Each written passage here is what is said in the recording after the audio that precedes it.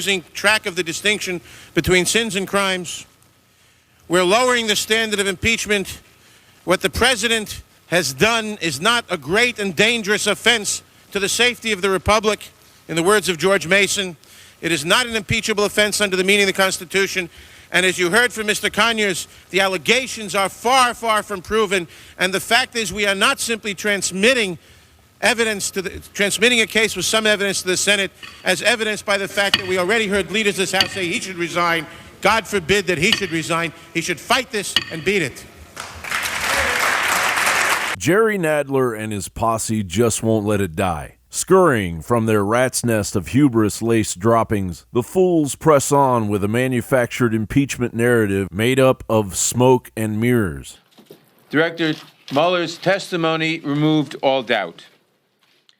He told us that Donald Trump obstructed justice and abused his office by tampering with witnesses, attempting to block the investigation, and attempting to fire the special counsel.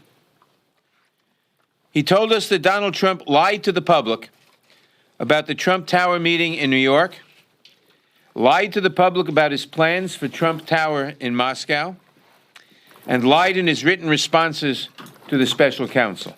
Nadler is pushing what should be seen as nothing less than a coup of the U.S. Constitution. A coup utilizing a manufactured Steele Dossier to unleash a special counsel filled with Democrat lawyers and donors devoted to Hillary Clinton's loss in 2016, led by an oblivious figurehead engineered to force a sitting president to either face a bogus impeachment proceeding or challenge the entire operation. American people cannot ignore the persistent and continuous misconduct that we're investigating. The House must have access to all the relevant facts and consider whether to exercise its full Article 1 powers, including a constitutional duty power of the utmost gravity, recommendation of articles of impeachment.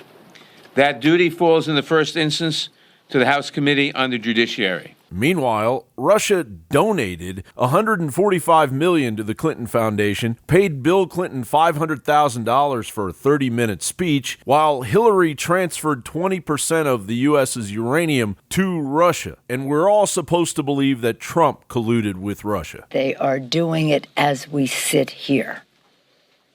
A disruption of an election that happened in 2016. And now they are doing it again. The Senate Intelligence Committee released a bipartisan report showing that the election system in all 50 states were targeted by Russia, and yet the president calls this a hoax, and Senator McConnell refuses to act.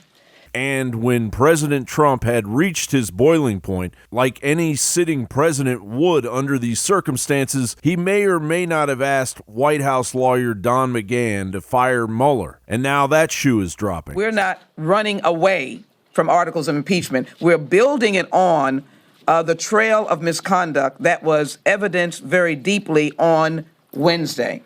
And now we're going to make a journey that also includes Don McGahn, who, if he does not comply, will be subject to jail time and fines. Thank you very much. Do you believe President Trump will ultimately leave office being impeached by this House, regardless of timeline? I don't know. Surprise, Nadler. In the face of a criminal manufactured coup by the Democratic Party and intelligence officials, Article 2 of the U.S. Constitution states that the president will faithfully execute the office of President of the United States and will, to the best of their ability, preserve, protect, and defend the Constitution of the United States. It's simple. President Trump can't obstruct the rigged investigation of a manufactured conspiracy. There was nothing to obstruct. The investigation itself is criminal. Thus, President Trump had every right under the Constitution to proceed with protecting the executive office and future presidents from such a heinous criminal coup attempt.